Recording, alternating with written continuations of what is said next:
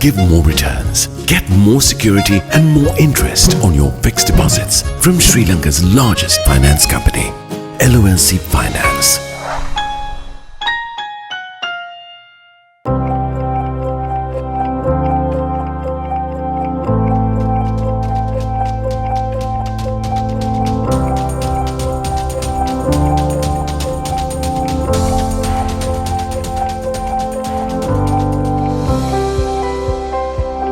Finders may not be keepers.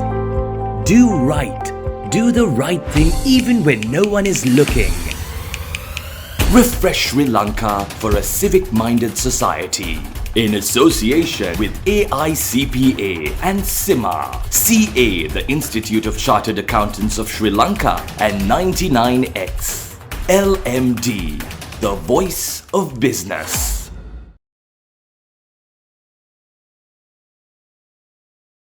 Hello and welcome to LMDtv.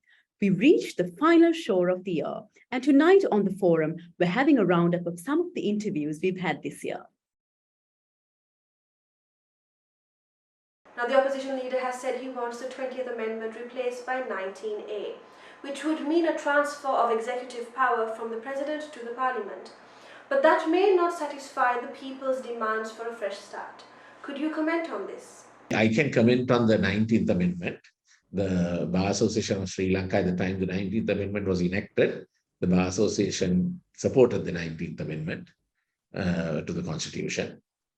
In the operation of the 19th Amendment, we did see there were some weaknesses, but it had its very good points. I think the most importantly, the 19th Amendment controlled the powers of the executive. And when the 20th Amendment was passed, the Bar Association, in fact, pointed out that the importance of retaining institutions such as a constitutional council, so that the president's powers of appointment are not arbitrary. The Bar Association pointed out the importance of maintaining the independence of commissions, such as the Human Rights Commission and the Bribery Commission. And the Bar Association took up the position that in appointing the persons to these offices, that there must be a process where the president doesn't have an absolute say, but then that it is done in terms of that there is a safety process, and basically that the Constitution Council should review the president's nominations in those respects. For the judiciary too, that was our view that that judicial appointments too should be have the approval of the Constitutional Council. So where the 20th Amendment is concerned, I think those were some of the key drawbacks of the 20th Amendment. I think in any system of governance, too much power in one organ of the state, whether it be the executive, legislature, judiciary, I think could lead to bad results. So I think there must be a checks and balances. And within the executive also, I think it's important that one of the problems of the executive presidency is that it concentrates too much power in one individual. And I think that is something which has to change. And it is important that any executive be accountable to Parliament, and that must be ensured. So that is how I see. Of course, as your question as to whether that would be enough, whether people would find that acceptable enough, that only time will tell. With the Central Bank of Sri Lanka being blamed for letting the crisis worsen under its watch, experts are now suggesting an alternative monetary policy regulator and debt reform. What critical social and economic pillars need restructuring to recover from this economic crisis? Well, I mean, the central bank is not solely responsible for what has happened, but it is certainly a key player in creating and sustaining this crisis. And this has come about because of the political interference in the working of the central bank and the monetary board, and their basic incapacity and their basic unwillingness to stand up to the political interference and get on with the job at hand. There are many people in the central bank who are eminently qualified and able to carry out their responsibilities as long as there is no political interference in the work that they are supposed to do. So yes, I think the governor of the central bank, the appointment of the governor of the central bank should be put into the constitution. I personally think that an independent central bank would be a great bonus, a great asset, in terms of our economic activity. And so it's not, we're always going to need a central bank, but what we need is reform, which will protect it from political interference and preserve and promote its independence. What are the main challenges that lie ahead for Sri Lanka's judiciary? Judiciary is different. You can't conflate the two. You can't conflate the legal fraternity and the judiciary. When you talk about the judiciary is there for several things. I'll break it down into two broad things. One is to be able to administer justice, to make sure that laws are implemented and enforced. The second thing is to provide a forum where people can go and resolve their disputes. They're two different things altogether. When it comes to enforcement, by and large, the judiciary has been okay, except for delays, which are a natural process, which need to be addressed, which haven't been addressed for a long time. They need to be addressed. But by and large, they've been okay. But when it came to political issues, they failed. Again, by and large, they failed. And that is the general perception that the public has of the judiciary. Again, you can't blame only the judiciary. You've got to blame the other pieces that fit into that whole system. The Aegis department, for instance. The Aegis department, I think they've withdrawn a lot of cases which they themselves filed. The AG has an explanation for it. He said there is no evidence. But the logical question is, if there was no evidence, why do you file the cases in the first place? You don't just go and file a case because some political master told you to file a case. Surely you should have known at the beginning that there was no evidence. So those things should have been factored in. So the credibility in the department has gone completely. There's no doubt about that. But the judiciary is equal to blame because a lot of them have created the perception that they're not independent. Of course, there are the ups and downs. There are times when the judiciary has been a beacon of hope. During that famous 52-day crisis, for instance. I mean, there were some excellent decisions which gave people hope. But again, those are the individuals who were there who made a change. So even during this crisis, we must be fair by the judiciary. They've acted fair most of the time. Okay, and they must be given credit for that. But, we also forget another angle. There is another problem that we have because of COVID and everything else.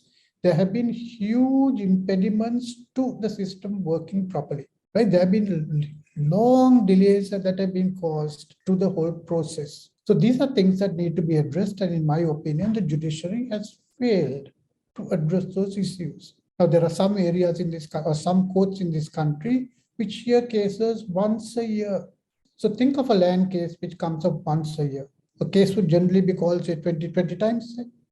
So you're looking at waiting for 20 years to get a solution. People can't wait that long. Again, these are statistics that have been analyzed by various independent bodies. And people do admit that, there is inefficiency in the judicial system. Quite apart from the fact that it creates a lot of inconvenience to the general public, it also has a very high cost to the economy. Because, for instance, if you can't enforce a contract, within a reasonable period of time, commercial players pass on that risk to the consumer. So there's a cost to people. These are people don't understand. With the improvements in technology, there are things that the judiciary could have done to improve the process, to rationalize the process. And in my personal opinion, they failed in that area. So people need to sit down and think about this and try to improve this system. Okay, but that needs a lot of cooperation because it's not the judiciary can't do it on their own. Every system has a set of checks and balances. There is a system of accountability. So unless lawyers, the public, and everybody else demands accountability from the judiciary, you probably won't see change. So again, a complicated issue which needs to be looked at, and addressed fairly fast, unless you want the entire system to fail at some point. Over the years, we have forgotten that politicians are public servants and in actual fact serve to the pleasure of the people who put them in their positions with a vote. Do you see a way to regain this lost equilibrium? I don't think basically we have treated in that manner. I told you before the start of the program as well, I've been saying this for a very long time. I've told wherever I've been invited, I've told them just don't invite me because of what I have done. Screen me, look into what I have done and invite me for events, functions. But in Sri Lanka, we basically hero worship them, the politicians. We think that they are superheroes.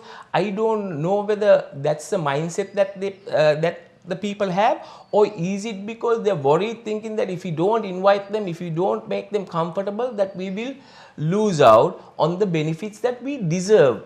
Politicians should always think that they are only serving the people of this country.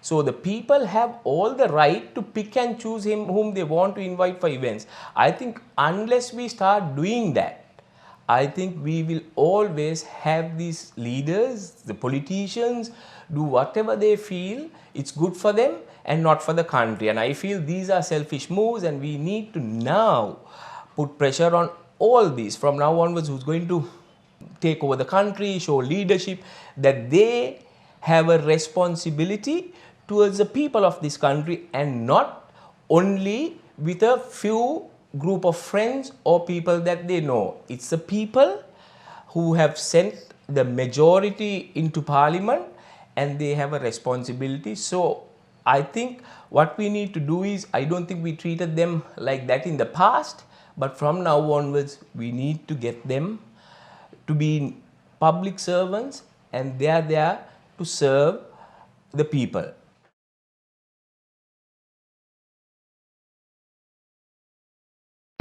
Display your brand message on digital screens at prime locations. The largest digital advertising network in Sri Lanka. Emerging media. You're mobile, and so are we. Gets me going. Grab the Lite 87 app at the Apple App Store or Google Play now. 87.8 and 87.6 island-wide. Lite 87.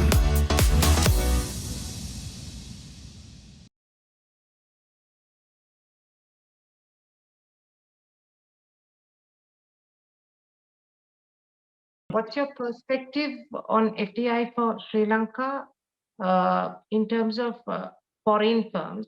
Will they use the situation as a leverage? Do we have a bargaining power? I think, see, it's like this. We are a country, we are located very, in a very logistical place in the Indian Ocean.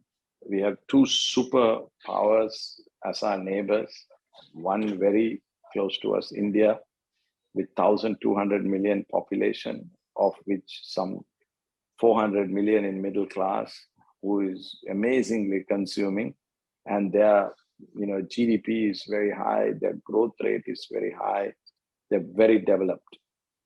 We don't need to go around the world looking for a market. Our market is right there, right? Similarly, we have China, not too far away, but still, again, 1.5 billion people. So if we focus on these two countries, right, and encourage the world to show we are the gateway to these two nations, and COVID has proven, right, that you can't depend on one location. Anything can happen at one location. So we are an amazing place right next to these two superpowers, right, and super economies that we can generate for them. So we need to, again, it goes back to ease of doing business. If, Amazon, for example, if Amazon USA wants to come and set up a warehouse to ship from here to India or China, our systems has to be so easy, right? Their goods need to be flown into a bonded warehouse, and their goods can go to India, and you can't have the bureaucracy of minute, then nobody will come, right? So we need to change from our vigilant, you're doing the wrong thing culture to we want you to encourage to come and set up businesses here, right? We are always looking at catching the guy who is doing something wrong, right? We don't want to catch them doing right. So we need to become a Sri Lanka that catches people doing right and say, this is fantastic. So that's what needs to happen to encourage FDI. On the human resources front, what impact is migration having on the industry? It's a huge impact. I think that's one of the things that we need to be worried about or concerned about, because it's a skill that is in high demand, whether it's in the Maldives or Australia, Europe, wherever. Skilled hospitality workers are in demand, and especially the chefs, the butlers. They have a very easy way of getting jobs, and even for migration. So it is a concern, and because but the thing is, and then whoever is left over will be poached by some companies paying higher salaries. So I think we need to, or we are now constantly improving our training, getting more people trained so that they can go to their next levels. But yeah, it is a concern, but there's nothing we can do, unfortunately, because it's even salaries, we cannot increase salaries anymore. And it is actually, if you're young and somebody wants to go out there and make a living and expose themselves to what's available, I can't see myself, I'm talking for myself personally, trying to dissuade somebody from wanting to go out there and see what's available. So yeah, it's going to be a concern. How would geopolitical tensions in the world affect Sri Lanka in terms of tourism and FDIs? Yeah, so that is another concern. I mean, if you take the Ukraine war, obviously the implications are severe. The fuel costs have gone up, not only for us. I mean, even in Europe. I mean, if you take the UK, I think yesterday, according to the UK news, the fuel prices were going up 3 times more than they were anticipating it. So which means they will also have inflation, and they will have less spending money. And the first thing, obviously, at a time like that is to cut down on your travel. But having said that, we feel that with the winter, if it is more expensive for you to stay back home, it might be cheaper for them to fly to a warmer country like Sri Lanka. And Sri Lanka is not such an expensive destination. I mean, if you look at Maldives and Sri Lanka is much cheaper. So we feel maybe we may get some of that traffic coming over here during the winter months, because whether it's from Scandinavia or even the UK, because winters are pretty bad. And so they may cut or reduce other expenses, because I hear even some of the garment orders are getting less. So maybe they might cut that kind of discretionary spending, and hopefully this time around travel might rebound. So the other issue, of course, is also China and Taiwan. That's also a concern. Just like the Ukraine-Russia war, if there is, at the moment there is tension, if that blows out into something unfortunate, that can definitely have effect, because it's in our region, and if China is a huge market, and if there is some problem there, although China is closed at the moment, we're expecting it to open perhaps hopefully next year. So those can definitely affect us. Although it's beyond our control, it will have some implication. The EU most recently announced a poverty reduction program to the tune of 60 million euros for Sri Lanka. How will this work, and are there plans to extend this assistance? So it's not really a poverty reduction program. As I said, even at 3,000 GDP per capita per head, Sri Lanka is still a middle income country. It's more about contributing to a peaceful and inclusive society, and the inclusive element means that there should be social solidarity and also the green recovery. We think that the environment is very, very important for Sri Lanka's future. So this amount of 60 million is being committed until 2024. And then depending on the result, we can extend more funding. What is important is that to also bear in mind that we are still implementing, still spending the money of the previous cycle. So the previous cycle, there's still almost close to 200 million euro being spent on rural development and reconciliation. So overall, we have a very large portfolios of actions. And what is very important is that these actions are really mostly grants. So there's no debt, it doesn't contribute to debt. We are not expecting any reimbursement. These are actions that are continuing despite the difficult economic situation, and they are even more useful in these current times. How about the prospect of global recession amid spiraling inflation? Are we heading towards a world economic crisis and growing poverty? What more can the global powers that we do to avert such a scenario? Yes, well, we want to be optimistic, but it's not always easy in the current times. No later than 15th of September, the World Bank assessed the growing risk of global recession. And the elements are clear. We have a contraction of financing, so interest rates are rising, quantitative easing is stopping. We have spiraling inflation because of post-COVID demand and energy hikes, partly caused by Russia. And we have difficulties of economic policies. We can see, that the Federal Bank in the US is putting very steep increase in rates, which has an impact on the economy, or even the UK tried to have a mini budget, but the reaction of the market was quite negative. So it's very difficult to know what is the right thing to do.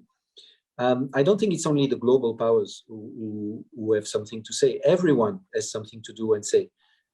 As far as the EU is concerned, as mentioned with the relationship with Sri Lanka, we continue to trade, we continue to expand tourism, to defend the free flow of capitals, of investments, with obviously preservation of our concerns on national security. But we want the people to work together in full transparency. So for example, in the case of Sri Lanka, since you asked what can be done for Sri Lanka, we really recommend full transparency and apply the G20 framework, the principle, which is basically Paris and non-Paris club members work together for the debt restructuring and the debt alleviation of Sri Lanka. Thank you for being with LMDtv this year, and stay tuned for more interviews in 2023. Until then, Happy New Year from Team LMD. Don't forget to subscribe to our YouTube channel and follow us on Facebook and Twitter. Thank you for watching and stay safe.